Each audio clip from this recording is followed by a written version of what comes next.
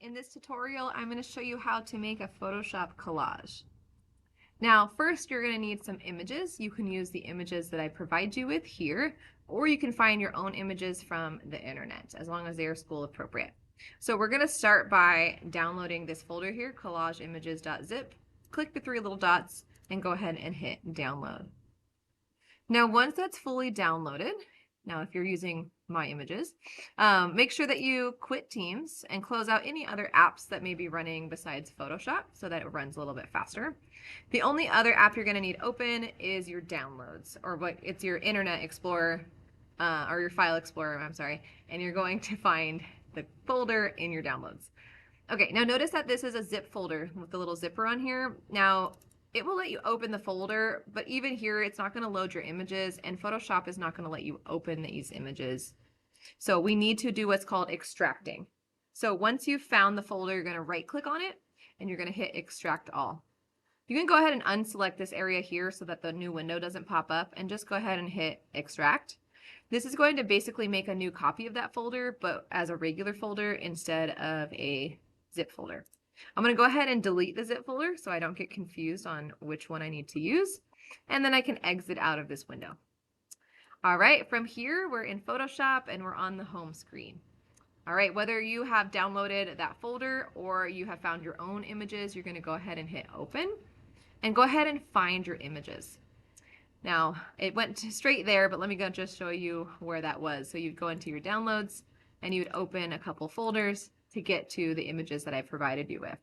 If you can't see them right away, make sure that you change to large or extra large icons so that you can see what you're choosing.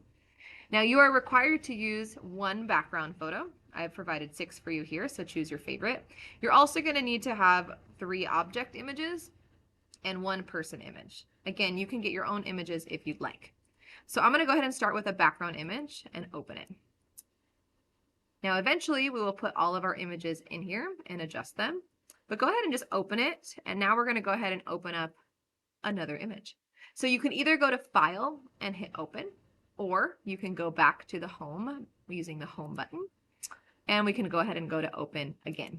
All right, from here, you need to open one of your object or people images. And I'm going to go ahead and start with object. Let me grab a pair of scissors. All right, notice that anytime that you open an image, they always open up in different tabs. So I still have my background and I still have my object. All right, our goal here is to remove the background from our object image, and then we'll move it over to our background image. So first we need to start by making a selection of our object. You can use any of the selection tools you've learned, marquee tools, lasso tools, or other selection tools. You also can use select subject, which you can either find here on the toolbar or at the top in your menu options, select and then subject. I'm going to go ahead and do that. Now, before I do that though, I want to show you that you do have another option here on this bar called remove background, where Photoshop essentially will create a selection for you and then add a layer mask for you. But I want you to notice that it doesn't always do a perfect job. So let me go ahead and show you what it looks like. Just hit remove background. Photoshop is analyzing my photo, making a selection, and then making a layer mask to remove the background. You can see the layer mask here. The white is the part of the image that we can still see, and the black part is the part that we can no longer see. But it's not deleted, it's just hidden. But as you can see, Photoshop did not do the best job making a selection and then adding a mask because there's still some background issues. So I suggest instead, I'm going to undo, Control Z, that you use select subject or any of the other selection tools. That way you can control your selection before you make a layer mask. Notice again, Photoshop didn't do a great job with my selection. It did a pretty good job though, but we want to get rid of some of this area here in the handles. So I'm going to use my quick selection tool because it's a quick tool to use, and I'm going to make sure that in my options bar it's on subtract. If you're using a quick selection tool, just make sure that your brush size, your cursor, is smaller than the area that you're trying to select. Otherwise, use your brackets to make it bigger and smaller. I'm going to go ahead and just click in here to remove those parts, those unwanted parts. Now, once I've done that, we're creating a layer mask, and a layer mask is a non-destructive way to remove parts of your image. So this selection is going to tell Photoshop to keep whatever is inside of it and remove anything that's outside of it. You can find your layer mask here, or you can always find it at the bottom of your layers panel. Once you click on it, you'll notice it removed any part that wasn't selected, and that it added a mask to the layer, which is this black and white icon here. All right, looks great. So now we need to move it into our background image. To do that, we're going to click on the layer and drag and drop it over. So make sure that you click on the actual layer in this empty space instead of clicking on like the mask. When you click on and drag just the mask, it's going to move just the mask, and we want to move the whole layer.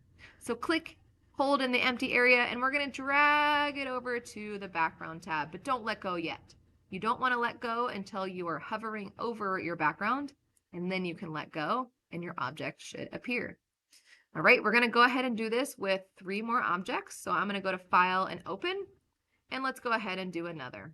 Let's do the mug. So same steps, and I'm just going to do this really quickly. I'm going to let Photoshop select it for me, and if I need to, I will refine the selection. That actually looks great. So let's make a layer mask, and we'll drag and drop it over to the background. All right, File, Open again for 1 more object. This time, I will grab the pencils. The pencils can be a much tougher object than some of the other ones I've given you because it has some of these kind of thin areas where the pencils are. So let's see how Photoshop does with the select subject. All right, I did a pretty good job. Let me just zoom in to check. All righty, looks good. Let's make a layer mask and drag and drop it over into my background. Oops, as you can see, make sure that you hover over, let me do that again. Hover over the background before you let go. All right, the last thing we need to do is open up a person image. I'm going to go ahead and grab this one and open it. All right, let's go ahead and try select subject. Much busier background, so let's see how Photoshop does. Again, it does a great job. All right, let's make a layer mask and drag and drop it over into the background. All right, now all these open tabs, we can go ahead and close these out. You do not need to save them individually once they're on the background. Okay. All right. Now essentially we've done most of our editing, but right now we just have images kind of in a pile. We want to make sense of these images and create an interesting scene, an interesting collage. So I'm going to start by just changing to the move tool because I no longer need to make any selections. And if I have the move tool, I can click on objects on my document and notice that it selects in the layer panel, or I can select them in the layers panel. Just make sure that you have selected the layer that you are trying to adjust. So if I want to change the size of this guy here, make sure that layer is selected before free transforming. To get to free transform, you're going to hit Control and then the letter T on your keyboard. And that is going to surround your layer with a box. This box will let you not only move your layer, but enlarge or shrinken. You can also have your cursor a little bit outside of the box. Notice that the cursor curves and you can rotate it. If you right click inside, you can also do any other options here like distort or warp, or you can, flip things horizontally. Maybe you want it to face the opposite direction, or maybe you want it to face upside down. So you have a lot of options here. Now, once you transform it in a way that you like, go ahead and set your transformation with the check mark. If you don't like what you did, you can hit the this crossed out 0 and it will undo the transformation. So I'm going to go ahead and set that. All right, now I'm going to go ahead and start to create a scene. So maybe I have Mr. Michael Scott staring at us. So I'm just going to, in free transform, enlarge him and go ahead and set that transformation. Okay, now I can move these out of my way, or I can make some of these layers invisible by clicking on the visibility icon on the layer just to get it out of the way temporarily. Now I'm going to try, I want to show you a couple options here. Now really all you have to do are move these around to create an interesting scene. If you want to go a little bit extra, I'm going to show you a couple other options. Okay, now I'm going to try to maybe shrink these scissors a little bit. And I want it to look like it's cutting into, how'd that work? Into the planet. So I'm going to position it in a way. Now I know it's overlapping, but I'm going to show you how you can adjust that. So I'm going to go ahead and set that there. Now, layer masks also work without selections. So you can actually adjust a layer mask by using the brush tool.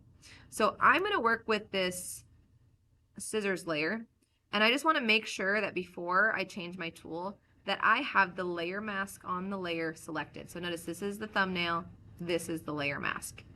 When the layer mask is selected, I can go over to my toolbar and choose my brush tool. Now don't be confused by some of the other tools that have brushes on them. This is just your regular old brush tool.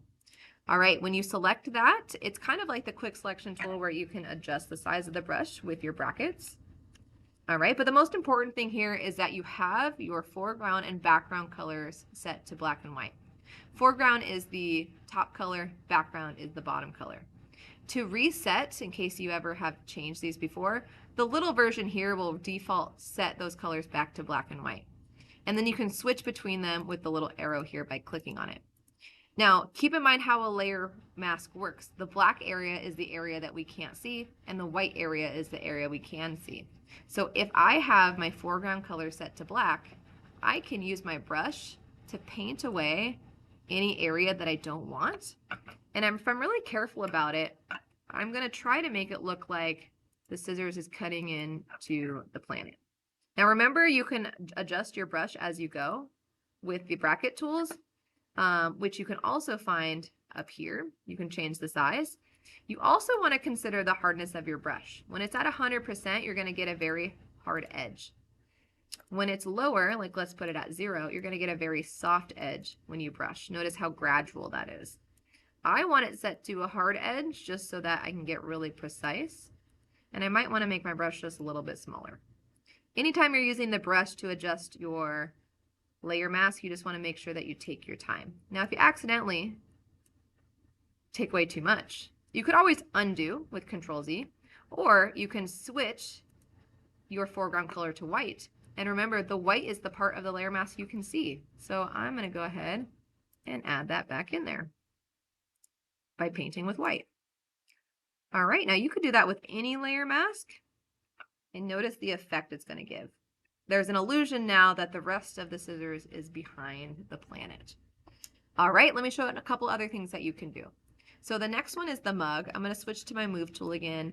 And let's say this time I want to, I don't know, make a bunch of copies or duplicates of this mug.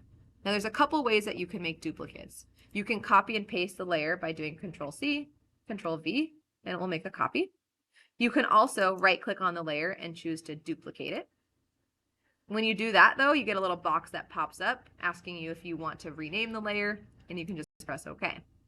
You could also click and drag it down to the new layer icon. Alrighty, and that will actually make a duplicate as well. You might not see all the duplicates here on the screen, but as I click and move them around, notice that they're all there.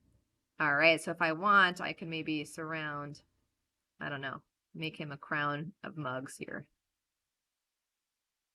All right, and then maybe one more. All right. Okay, and then our last pencil here, I don't know, maybe it can just sit on the world. All right, I'm going to free transform it. All right, but maybe I could do something else a little bit different. Maybe with free transform, I can choose to rotate it and maybe distort it. But by distorting the bottom of it, you can make it look like it is going into space. And that looks kind of cool. All right, I'm going to go ahead and set that transformation.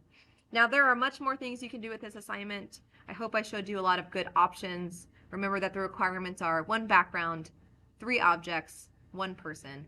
Keep in mind that the duplicates do not count as part of the requirements because I only edited this once and just made copies. So that mug, even though there's 5 of them, still only counts as 1 object.